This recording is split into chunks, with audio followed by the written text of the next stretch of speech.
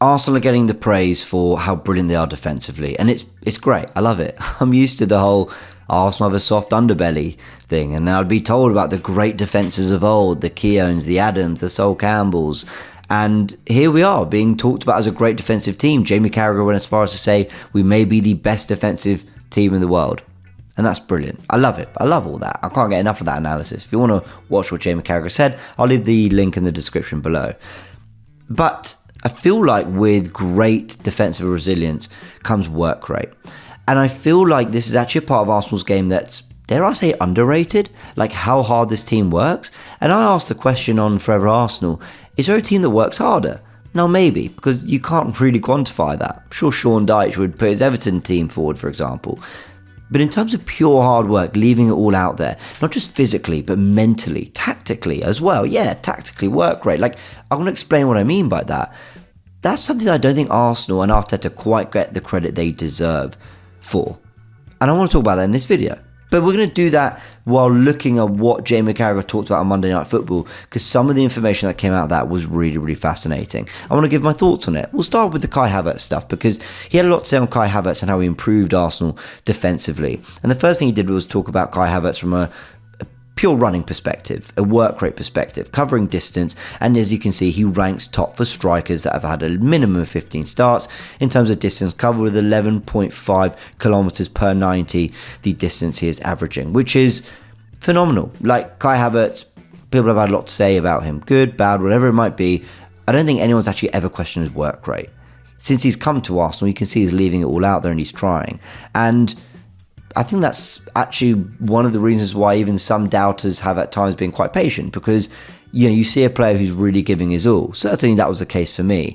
And it's great to see that our striker, who leads the line, who leads the charge, leads the press, is covering distance like that. And Jamie Carragher showed some really good examples of this, like when Bournemouth played a loose pass into midfield and Havertz was there to smash the defender out of the way, win the ball and create a transition moment for Arsenal. And he showed a few other bits as well that just really put into perspective how hard Kai Havertz is willing to work to drop back and help, even against a 10th place Bournemouth, with all respect to Bournemouth, who are a very good team. That was a part of it. I think distance covered is kind of one measurement you can look at. I think the eye test will also tell you that Martinelli runs incredibly hard, right, and gets about and gets everywhere and has a really frantic way of playing. Martin Odegaard certainly leads the press, leads the charge. He'll press in a 4-4-2 or drop into midfield. But I think something that goes under the radar a little bit is the role of someone like Bukayo Saka, who, yes, puts in the yards, I've got no doubt. I haven't got the numbers in front of me, but I've got no doubt covers a lot of distance. But it's also about tactically and mentally how brilliant he is in terms of his work rate and defensive contribution to this team. Now, this is an updated version of something we've actually shown you before on this channel quite a few times, I think, and it's Bukayo Saka's FBref numbers for defensive contribution to Arsenal in the Premier League this season compared to other wingers in the Premier League. And the more green, the higher the number, and the percentile ranking only tells you how highly he ranks compared to those other players for things like tackles in the attacking third, which you'd expect we're a high pressing team. But to rank that highly for things like tackles in the middle third, defensive third, dribblers challenged, dribblers tackled, passes blocked, tackles interceptions, for a player who is expected to get real output with goals and assists, who plays really high up in terms of average position for his team, for a player who is playing in a very good side who are top of the table and play attacking football, to have that good numbers for players compared to other wingers who will do a lot more defending in the Premier League is really, really impressive. Really impressive. And it just shows you the work rate that he puts into this Arsenal side. And I think those set of numbers really capture what a lot of players are doing, is putting in real hard graft to ensure that everyone is contributing to the defensive side of the game, whether we're high up the pitch or defensively in a really deep block as well. And I think he deserves immense credit for that, Bukayo Saka. But moving on to how the whole team generally from a tactical perspective work incredibly hard, I think this is something as well that Jamie Carragher touched on with a brand new stat that I'd never heard before, and it's called compact state. In fact, they actually said on Sky Sports it was a new one for them. So here we go, everyone. Football nerds, we have a new stat that's coming into play. And this is how they describe compact state. It's when the distance between a team's outfield players is no more than 25 metres for 6 or more seconds while defending. So essentially, you've got the highest point of your team, likely the striker, likely Kai Havertz, and the lowest point, which is probably Saliba, Gabriel, your defensive players. And essentially, that gap can't be more than 25 metres. And every time it is, from defence to attack, every time it is 25 metres or less for more than 6 seconds, it counts as one time that Arsenal have been in a compact state. And what this graphic we've got here shows you, and this is a remake of the Sky Sports graphic, is that Arsenal average more times in a compact state when Kai Havertz is the number 9 for Arsenal than other times when it's maybe Nketiah, Jesus, Trossard, whoever else it might be. And it's interesting. It tells you that Kai Havertz squeezes that gap more to the defender than any other striker in the Arsenal team. That is something that is down to work rate and a physical contribution to the game, but it's a tactical contribution as well. It's a mental. It's you have to be doing a lot right up here to be that compact and getting it right so often to be the defensively resilient side that Arsenal are. And I want to break this down a little bit more on the tactical pad by showing you the North London derby in particular. And we've got the 2 starting 11s here.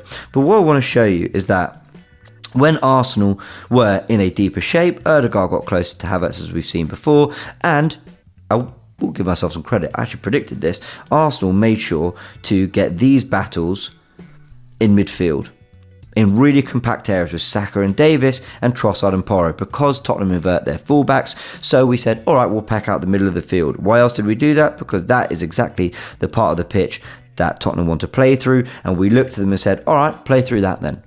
Play through that. Play through Trossard and Saka and Partey and Rice and Ødegaard dropping deep as well, and Havertz dropping in to help as well. Play through that, Tottenham.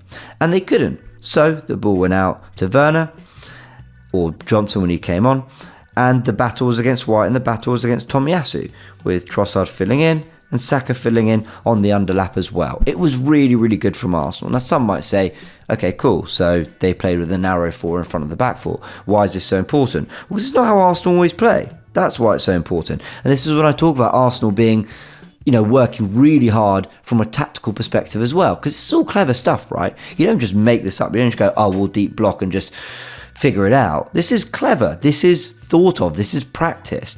And Arsenal at times, if we give this attacking team a different shape, with Davis and Porro hugging the touchline, which a lot of teams do, with their wingers more central, this is more akin to what a Liverpool would do, then White, Saliba, Gabriel, Tomiyasu will tuck in more, and Saka and Trossard will get out wide to protect those flanks. And it's really clever from Arsenal. Now they formed a back 6 with a 2-2 in front, or sometimes maybe a 6-3-1, and they've made sure that they're incredibly compact in a different way. And against Bayern Munich, because they got the likes of Alphonso Davies and Kimmich can go on the outside as well, against Bayern Munich we saw Arsenal's average positions look different, because as you can see, number 11, Martinelli, is wider than Tomiyasu, and had been for a lot of that game, not only to hug the touchline in possession, which Arsenal had a fair bit in that game, but also to ensure that he was tracking those runners out wide. If you look at the average positions against Spurs, number 19, Trossard, next to Tomiyasu, number 18, is more tucked in and more central, because he was doing that job tracking Porro as well. So Arsenal have shown a flexibility on and off the ball. And we talk about the box midfield, we talk about Kai Havertz dropping in, we talk about the inverted fullback, we talk about the flexibility in possession when Ben White's overlapping to when he's inverting, but we don't talk about the flexibility tactically off the ball. And this changes throughout the game, because at times, we just take it back to the tactical pad, there are times in this game when Kulusevski found himself central and Tomiyasu went with him, but Gabriel made sure not to get sucked in, so Arsenal just reshuffled slightly and Trossard covered that area of the pitch. Arsenal will be flexible off the ball as well. And I don't think that's hard work. This is all work rate. I know it's tactically brilliant, and I know we'll give Arteta the credit, but the players have to execute it, and to be switched on for that long in a game is so impressive. So from Kai Havertz and the running stats to Bukayo Saka and the defensive numbers he's putting up across all those defensive metrics, to what we're seeing tactically in terms of shape as well, I just think Arsenal are working so incredibly hard. And it's something that Mikel Arteta has pushed for from day one. Let me read you this quote. He says, I think the reason we can win against any team is because at the moment we are enjoying suffering together. That keyword, suffering. In difficult moments, if you can enjoy doing that, then you will get rewarded, because we have the ability afterwards to hurt teams. At the moment we don't have the ability to batter teams for 90 minutes, but if you are not able to do that, you have to be very able to compete and be a team. That quote, everyone, was from when we beat Wolves 2-0 at Molineux during that Project Restart in July of 2020.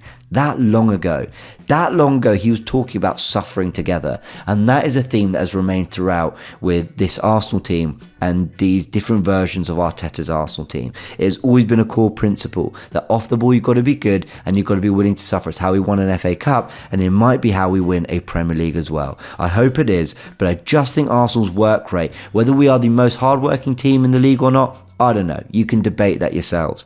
But we're one of them.